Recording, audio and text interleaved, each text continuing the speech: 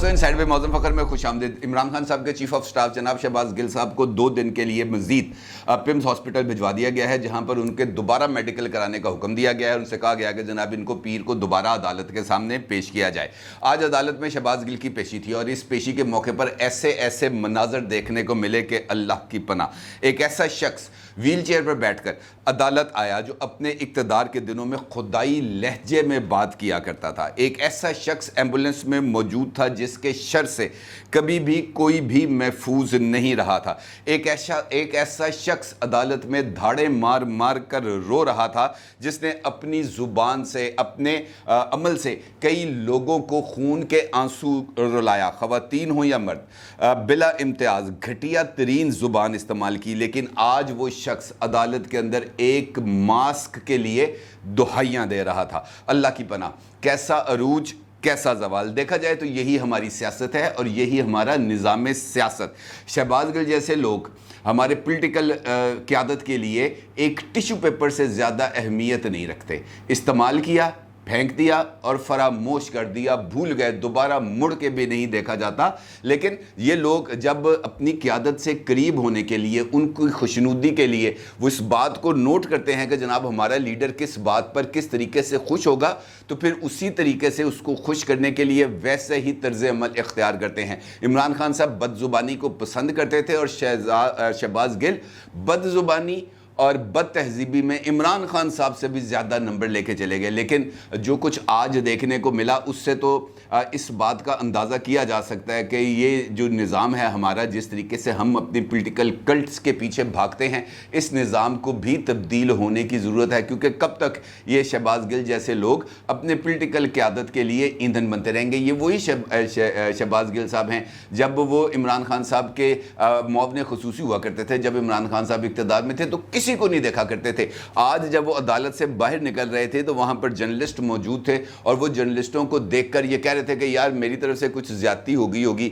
मैंने कुछ बातें की होंगी, मेरी तरफ से कोई आपके दिल दुखे होंगे, लेकिन बराए करम इस मौके पर मेरे बारे में कोई नेगेटिव बात ना करना, मेरे लिए मदद करो, मेरे लिए आवाज़ उठाओ और ये जो उधार है ये किसी और वक्त के लिए उठा के रखें। यानी इस मौके पर भी शहबाज गिल साहब की तरफ से जो इल्तजा की गई कि यार मेरी मदद करो, मेरे से जो स्कोर है वो बाद में सेटल कर लेना, तो यार ये आपको पहले भी ख्याल आना चाहिए था। जो पॉलिटिकल वर्कर है ना, जो रियल पॉलिटिकल वर्कर जो सिस्टम से उठ के आता है, वो साद रफ़ीक जैसा होता है। साद रफ़ीक जो एक पॉलिटिकल सिस्टम के ज़रिए नीचे से ऊपर आया, उसने सियासत के अंदर अपना मुकाम बनाया, उसने इस बात का सबूत दिया कि उसने अपनी हर एक गलती से सीखा है, आगे बढ़ा है और आज पाकिस्तान का एक मुतदिल सियासतदान है जिसकी मुंह से अगर कोई लफ्ज़ निकलता है, कोई बात निकलती है तो उसके अंदर मानी होता है।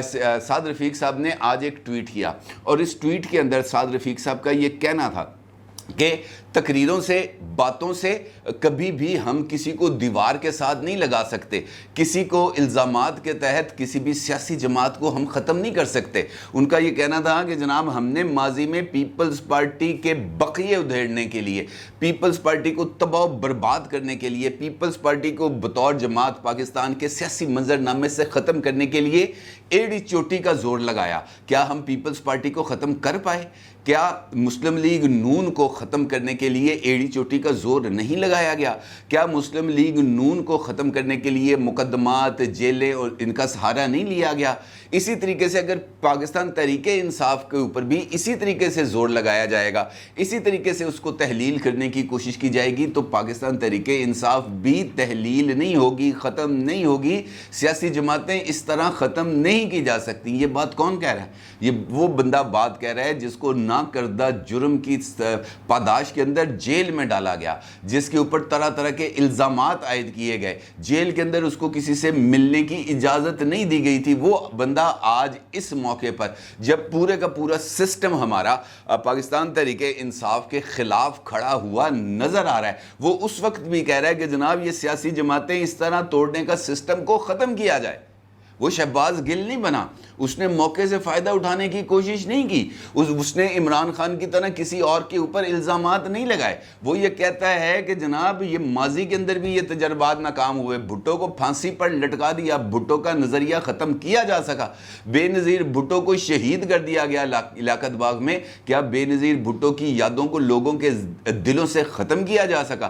نواز شریف صاحب کو ایک نہیں 2 مرتبہ ملک سے باہر جانا پڑا, جلا وطنی اختیار کرنا پڑی. کیا نواز شریف کی محبت کو آج ہم دلوں سے نکال پائے ہیں؟ اسی طریقے سے مطلب ان کا یہ ہے کہ جو لوگ عمران خان صاحب کو چاہتے ہیں, اس طریقے سے عمران خان صاحب کی محبت کو ان کے دلوں سے نہیں نکالا جا سکتا. سیاست کا مقابلہ سیاسی میدان میں ہونا چاہیے اور سیاست سے الگ کچھ بھی نہیں ہونا چاہیے. یہ وہی عمران خان صاحب تھے نا جو کل سیمینار سے خطاب کرتے ہوئے اپنے اوپر عائد تمام کا تمام بوجھ اٹھا کر اسٹیبلشمنٹ کے کندھوں پر ڈال رہے تھے کہ میں نے کچھ نہیں کیا, میں نے نواز شریف کے خلاف کوئی بیانیہ نہیں بنایا, میں نے آصف زرداری کے خلاف کوئی بیانیہ نہیں بنایا, میرا تو کوئی قصور نہیں تھا. مجھے تو آئی ایس آئی والے آ کے فائلیں دکھاتے تھے, مجھے ان کے کرپشن کے ثبوت دکھاتے تھے, مجھے یہ بتاتے تھے کہ یہ دیکھو یہ لوگ کتنے کرپٹ ہیں, اور میں اتنا معصوم تھا کہ میں ہر ایک بات کو تسلیم کر لیا کرتا تھا, میں آگے سے اف تک نہیں کرتا تھا, میں آگے سے ان کو یہ پوچھتا ہی نہیں تھا کہ جناب اگر آپ کے پاس اتنے سالڈ کیسز موجود تھے تو یہ آپ عدالت کے اندر کیوں نہیں لے کے جا رہے؟ یہ فائلیں جو آپ مجھے دکھا رہے ہیں یہ فائلیں کسی عدالت کے روبرو کیوں پیش نہیں کرتے؟ لیکن ہم نے اس حوالے سے کوئی بات نہیں کی. ہم نے تو چونکہ اس وقت سلیکٹڈ کا تمغہ اپنے سینے پر سجانا تھا, ہم نے وہ تمغہ سجا لیا. ہم نے اقتدار میں آنا تھا, لہٰذا ہم اقتدار میں آ گئے. ہم نے اپنے نام کے ساتھ وزیر اعظم کا دم چھلا لگانا تھا, ہم نے لگا دیا. لیکن ابھی بھی ہماری حوث اقتدار پورا نہیں ہوا. ہم اب بھی اقتدار کے لیے ایک مرتبہ پھر پیروں میں بیٹھنے کے لیے تیار ہیں, ہم ایک مرتبہ پھر سلیکٹڈ ہونے کے لیے تیار ہیں, ہم ایک مرتبہ پھر کاسا لے کر اسی در کے باہر کھڑے ہیں جہاں سے ہمیں پہلے خیر ملی تھی, اور ہم یہ چاہ رہے ہیں کہ ہمیں دوبارہ خیر ملے, لیکن اس وقت خیر ملنے کا امکان نظر نہیں آ رہا. یہ وہی عمران خان صاحب ہیں جو یہ کہتے تھے کہ جناب انصاف, میں نے اپنی پارٹی کا نام پاکستان تحریک انصاف اس وجہ سے رکھا کہ پاکستان کے اندر لوگوں کو انصاف ملے. لیکن جب فارن فنڈنگ کیس کے حوالے سے ایف آئی اے کا نوٹس ملا تو اس نوٹس کا جواب انہوں نے کیا دیا کہ میں آپ کے سامنے پیش نہیں ہوں گا, آپ مجھ سے سوال پوچھنے کا حق ہی نہیں رکھتے, میں آپ کو جواب دہی کا اختیار نہیں دیتا کہ کوئی مجھ سے سوال پوچھے. اب ایک ٹاپ کلاس پولیٹیکل لیڈر اگر اس طریقے سے قانون کا احترام نہیں کرے گا تو پھر اس کے پیروکار بھی شہباز گل جیسے طرز عمل ہی اختیار کریں گے, وہ کسی اور طرف نہیں جا سکیں گے. اب اگرچہ ایف آئی اے نے عمران خان صاحب کی طرف سے دیے جانے والے جواب کو مسترد کر دیا ہے اور ان سے کہا کہ جناب ہم ان کو ایک دوبارہ نوٹس بھیجیں گے, اور اگر اس نوٹس کا بھی جواب نہ آیا تو پھر تیسرا نوٹس بھیجا جائے گا اور پھر عمران خان صاحب کے وارنٹ گرفتاری جاری کر دیے جائیں گے. تو اس کا مطلب یہ ہے کہ عمران خان صاحب وہ وارنٹ گرفتاری کا اجرا چاہتے ہیں تاکہ وہ اپنی جو پولیٹیکل موومنٹ ہے اس کو آگے بڑھا سکیں اور یہ بتا سکیں کہ میرے خلاف انتقامی کارروائی ہو رہی ہے. لیکن یہ انتقامی کارروائی کو ہم کس طریقے سے رنگ دیا جا سکتا ہے جبکہ اس قسم کی اطلاعات بھی سامنے آ رہی ہیں کہ عمران خان صاحب نے, ایف آئی اے نے جو اپنی تازہ تحقیقات کی ہے اور انہوں نے ایک رپورٹ جو سبمٹ کی ہے اس کے مطابق عمران خان صاحب کی جماعت پاکستان تحریک انصاف نے 11 سال میں کس ملک سے؟ امریکہ سے 1 ارب 10 کروڑ روپے کا فنڈ حاصل کیا. 1 ارب 10 کروڑ روپے کا فنڈ حاصل کیا. کہاں سے؟ امریکہ سے, جہاں سے عمران خان صاحب کے خلاف سازش ہو رہی ہے. ایف آئی اے حکام کے مطابق یہ فنڈز پارٹی کو 13 مختلف اکاؤنٹس میں 2010 سے 2021 تک موصول ہوئے جو 6 رجسٹرڈ فرمز کے ذریعے اکٹھے کیے گئے. ایف آئی اے کی رپورٹ کے مطابق 7,000 افراد اور 100 سے زائد کمپنیوں نے پارٹی کو امریکہ سے فنڈ بھیجے جو پی ٹی آئی کے 1 درجن سے زائد امریکی شہریت رکھنے والے عہدیداروں نے کیے. دستاویزات کے مطابق تحریک انصاف نے 2010 سے 2017 کے دوران امریکہ سے $34 کروڑ کے فنڈ حاصل کیے. کتنے؟ صرف امریکہ سے $34 کروڑ, جبکہ مجموعی طور پر 50 لاکھ امریکی ڈالر عطیات کی صورت میں پارٹی کو ملے. 2010 سے جون 2013 کی مدت میں 23 کروڑ 44 لاکھ ڈالر کی امداد اکٹھی کی گئی, جبکہ وہ ٹائم جب عمران خان صاحب اس ملک کے وزیر اعظم تھے اس 3.5 سال کے عرصے کے دوران अमेरिका से पाकिस्तान तहरीक इंसाफ को 28 करोड़ से ज़ायद के फंड मिले।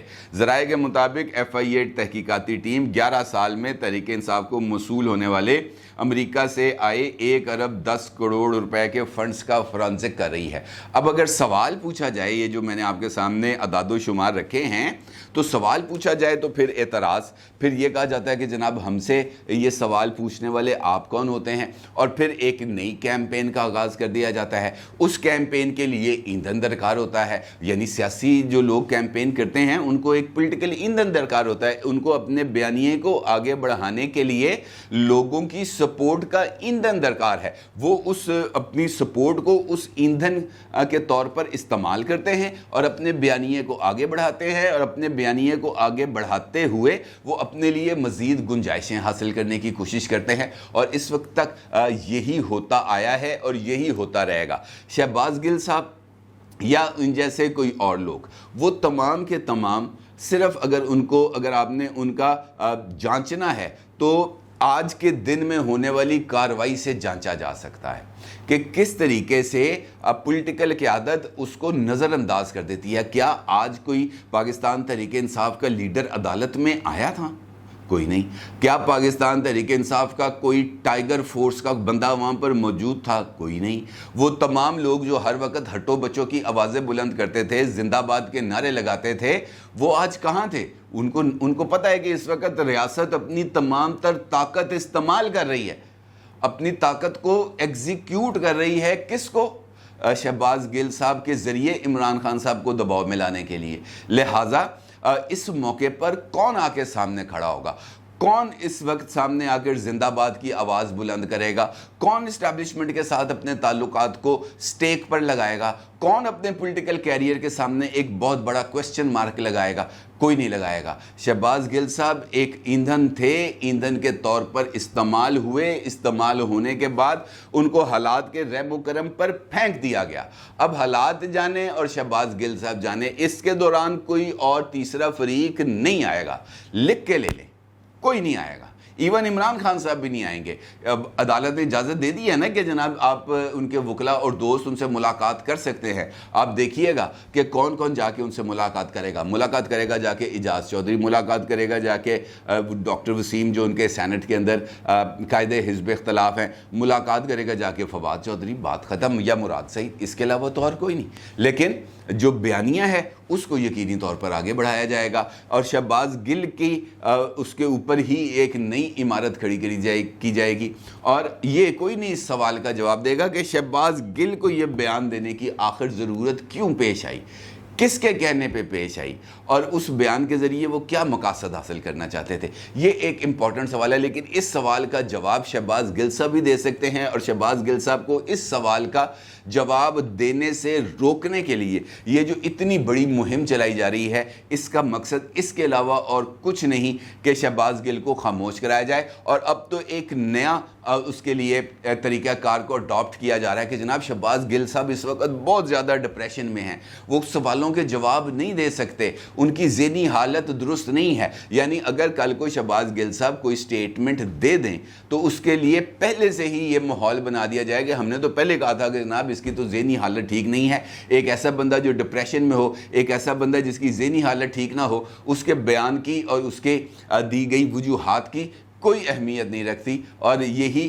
तरीक़ाकार है जो हमने माजी में भी देखा और जो हम आज भी देख रहे हैं। इस तरीक़ाकार के अंदर किसी किस्म की कोई तब्दीली नहीं आई। अपनी राय का ज़रूर इज़हार कीजिएगा। आपका बहुत शुक्रिया। अल्लाह हाफ़िज़।